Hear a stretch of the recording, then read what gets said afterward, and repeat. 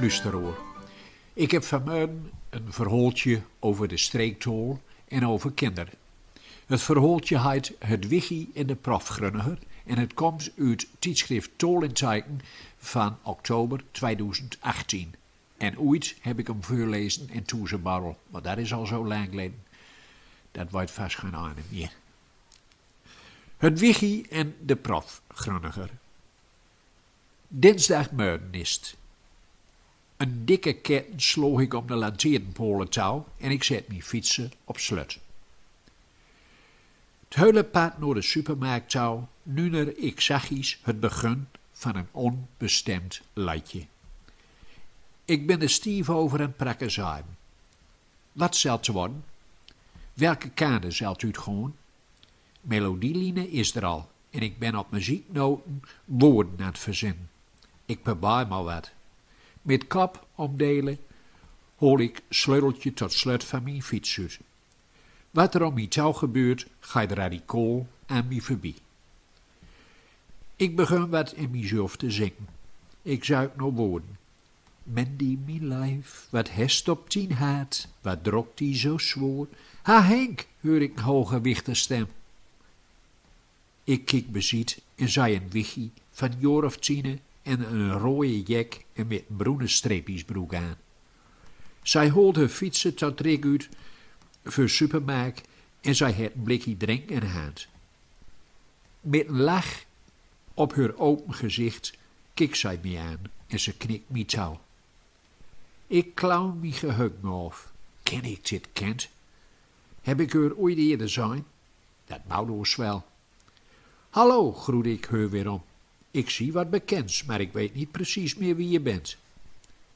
Dan gaat het door me heen dat ik van Twente op 2 basisscholen, grondschalen zeg wie in Grunnigs wel, en onze gemeente waaraan kinderen en aan onderwijskrachten verteld heb over en in ons eigen Grunnige streektool. De meesten van mijn touwhouders waren vol aandacht en een en al animo. Ik had van tevoren niet verwacht. Dit kind was, naar mijn deugd, een van de klasse met leerlingen die spontaan op mijn proterij reageerde. En leergierig en enthousiast meedeed. Of het kind mijn gedachten roden kan, zegt zij ineens van. U was bij ons op school. U bent een echte Groninger. Maar hoe uw achternaam is, dat weet ik niet meer. Ach, zeg nu maar Henker. Is mijn voornaam goud onthouden. Doe maar Henk zeggen, antwoord ik. Dan vuil ik me nog niet zo oud, hè? Was u trouwens wel hoe oud of ik ben? Nee, hè? 50, zegt ze twijfelachtig, of 55. Holt zij de slag om aan. Zij kijkt me liek aan en dan zegt ze, nee, 70 bent u, denk ik. Haar blik onderzucht hou ik me aanstelden zelf, naar haar antwoord. 70? Tja, wil ik haar nou? 70? 70 ben ik nog niet. Denkst u echt dat ik al zo oud ben? Hevig schudt zij van nee. Ik herinner me weer dat ik met die proot heb, zeg ik. Hoe heist u ook nog maar? Ik schoon me een beetje. Zij het mijn voornaam zo goud onthouden en haar naam ben ik glad vergeten. Sharon, hoor ik. Wat een mooie naam. Stom van mij dat ik die naam niet meer was. Heel stom. Geeft niet hoor. U bent prof Groninger, hè, zegt het kind met haar fiets aan de hand. Ha, ik weet het weer secuur. Dit wiggie is het dat mij in de klasse, dat ik aan het vertellen was over ons Grunnige tol, overrompelde met de vraag, bent u prof Groninger? Ik moest er een weinig om lijken. Het liefste had ik haar antwoorden wild van, ja kind, ik ben prof Groninger. Ik douw niks aan als zoveel mogelijk Grunnigs praten en Grunnigs schrijven in het dagelijks leven. Het allerliefste had ik aan jou, klasse volkinder, uitleggen wilt dat u door uw eigen taal te gebruiken het heel wiet schoppen kent in de wereld. Dit kind was een van de leerlingen die aan mijn lippen hong en bliedig uit haar in de klasse van. Mijn opa praat Gronings. En toen ik haar vroeg haar of zij misschien een woordje zeggen kon in Grunnigs, kwam er vlot uit van. Mooi, mi wiggie. Dat zegt mijn opa altijd tegen mij, kwam er achteraan. Aan haar heulen uitkiek en aan haar heulen hebben en holen kon ik zijn dat Sharon stopelwies is met de opa van haar. Dan mijn lesuur erop zat en ik met mijn overvolle tassen met grunnigs materiaal over Schouwplein om mijn auto te liep, huil het wichtje mijn gezelschap. Zij teutjede aan een stokdeur. Ik begreep dat haar ouders nog maar net scheiden was en dat zij dit niet slim vond.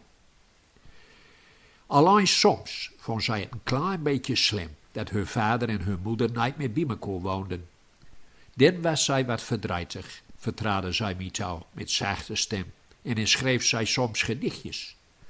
Traaghartig keek het kind me aan door deze woorden uit haar diepste zelf. En haar bruine kiekers lag een vochtige glans van eerlijks verwijl.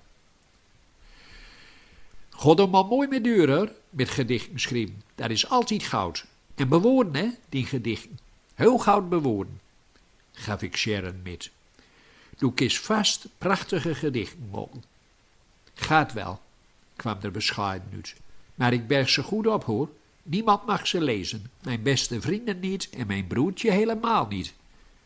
Er schroot gelijk Sharon, hol ze maar lekker voor die zelf. Wat u allemaal over dieren zei bij ons op school, dat vond ik het mooiste, let Sharon me weten. Ja, echt?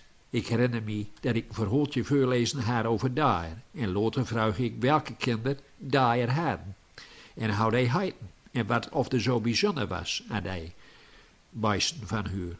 Leutje jonkie met een gezonde rode blus op de wang stook zijn vinger op en riep uit van: meneer, ik heb een kanientje en een hokje. En die heet van Koos Bolleboos. Ik moet weg, zegt Sharon en hij steekt me. En zij vraagt: zong u net een liedje over uw vriendin Mandy? Bij ons op school zei u dat u geen vrouw hebt en samenwoont met uw poezen. Ik begin te lachen. Ik heb u op school toch verteld dat ik liedjes schreef en grunnigs? Nou, ik ben bezig om een liedje te maken in mijn hoofd. En dat heeft nu toevallig gehoord. Niet op school verklapt maar. Dit is een geheim van ons beiden. Daar ging ik, roept Sharon plomp verloren en zij fiets voort. Mooi Sharon, mijn wicht, groet ik haar weer om. Goud in best dan op school, hè? En meester niet ploegen. Goud meel. En voort is het schoolkind al. Opluist en het verkeer dat storig aan op gang komt.